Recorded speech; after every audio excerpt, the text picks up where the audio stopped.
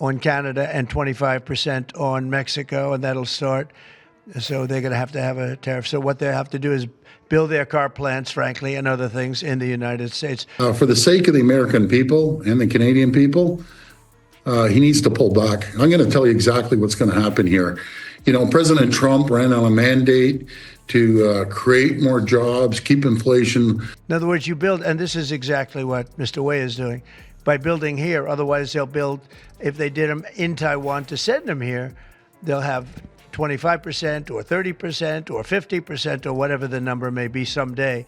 Plants will close down within a week. Assembly plants in Michigan, which is a red state. Manufacturing will stop. And the people of the U.S., which I absolutely love, the American people. Did Trump just pull off the biggest crypto pump and dump scheme in history? Bitcoin shot up 10% after he announced his so-called U.S. crypto strategic reserve idea, then crashed back down once people actually processed what he said. Economist Peter Schiff is literally calling for a congressional investigation, saying Trump may have manipulated the market. Who knew about this announcement before it happened? And who made millions while everyday investors lost their shirts? Before we move on, I'd like to ask you a small favor. If you appreciate this content, please take a second to like this video and subscribe to the channel. Over 98% of you watch the videos without subscribing. It costs you nothing, but it makes a huge difference to us. So, did you click the subscribe button? Great, thank you so much. Now, back to the video. Ever wonder what it looks like when a president crashes the stock market just by opening his mouth? Well, Donald Trump gave us a front row seat to that economic horror show this week. It was like watching a car crash in slow motion, except the car was the entire US economy. Monday morning started with markets already feeling a bit jittery. But by doing it here, he has no tariff, so he's way ahead of the game. And I would just say this to people in Canada or Mexico: if they're going to build car plants, the people that are doing them are much better off building here, because we have the market. They're going to be paying more. The market is going to go downhill faster than the American bobsled team. It's going to be an absolute disaster for both countries. We're your largest trading partner. Just so you understand, vast amounts of fentanyl have poured into our country from Mexico, and as you know, also from China, where it goes to Mexico and goes to Canada. Like they've never seen before. You need our uranium, you need our potash, you need our high-grade nickel. I will stockpile our high-grade nickel at 50% of your military and manufacturing needs. The Dow, S&P 500, and NASDAQ were all wobbling slightly downward. Nothing dramatic, just your typical case of the Monday market blues. But then, our former president decided to hold what might go down as one of the most financially destructive press conferences in modern history. The moment Trump stepped up to the microphone and confirmed those hefty 25% tariffs on Canada and Mexico were definitely happening tomorrow, you could almost hear the collective gasp from Wall Street. And I'm not being dramatic here. The market reaction was so immediate that viewers watching Fox News could literally see the numbers tumbling on the ticker at the bottom of the screen, while Orange Man kept yammering away. As Trump continued his verbal rampage, attacking Taiwan, you know, one of our actual allies, while giving a friendly pat on the back to Putin, definitely not our buddy, the Dow took a nosedive that would make Olympic divers jealous. We're talking over 400 points in just 15 minutes. That's like watching your 401k sprout legs and run away in real time. The press conference quickly turned into what commentators described as an absolute disaster. Markets hate uncertainty, and Trump was serving it up by the bucketful. He boldly declared there was no room left for Mexico or for Canada to negotiate before the tariffs took effect, basically slamming the door on diplomacy while investors frantically hit the sell button. And China also had an additional 10, so it's 10 plus 10.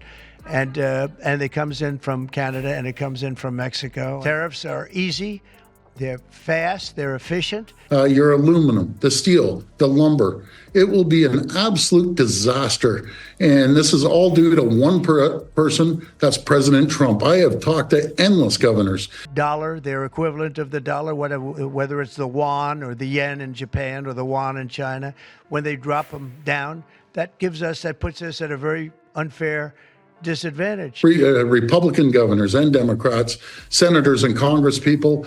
I love the U.S. I lived there for 20 years. They're all saying this is the craziest thing that someone could ever do. While Fox News kept that ticker running at the bottom of the screen, it became a live-action horror movie for investors. The correlation between Trump's words and the market's free fall couldn't have been clearer if they'd drawn a big red arrow between his mouth and the plummeting numbers. Every time he made another wild economic claim, the numbers just kept dropping. By the time Trump wrapped up his rambling monologue about how President Zelensky should be more appreciative of him because apparently international relations work like Yelp reviews in Trump's mind, the Dow was flirting with a 1,000-point loss. The final damage report wasn't pretty. Dow down 1.48%, S&P 500 down 1.76%, and the Nasdaq absolutely tanking with a 2.64% loss. Let's put this in perspective, folks. The Dow Jones alone shed approximately $650 billion in market capitalization during that single press conference. That's not pocket change. That's real money disappearing from retirement accounts, investment portfolios, and 401ks across America. All because President Bankruptcy decided to play economic chicken with our closest trading partners. What's particularly wild is that market experts weren't chalking this up to normal market volatility. This wasn't just a bad day on Wall Street. It was a direct cause and effect relationship between Trump's tariff threats and investors frantically selling off their holdings. Even business leaders who typically lean Republican were shocked. When you can literally watch stocks tank in real time as a president speaks, that's about as far from inspiring economic confidence. So all I have to do is say, Howard, we're going to have to raise the tariffs a little bit, because I've called President Xi, I've called the leaders of Japan to say you can't continue to reduce and break down your... Well, we'll respond strongly, and we don't want to. On the critical minerals, I will stop shipments going into the U.S. for nickel. It will shut down your currency. You can't do it because it's unfair to us. If we had a president that knew what they were doing, and we had a lot of them very bad on trade. Look, I'm a huge fan of Ronald Reagan, but he was bad on trade. Manufacturing, because 50% of the nickel you use is coming out of Ontario.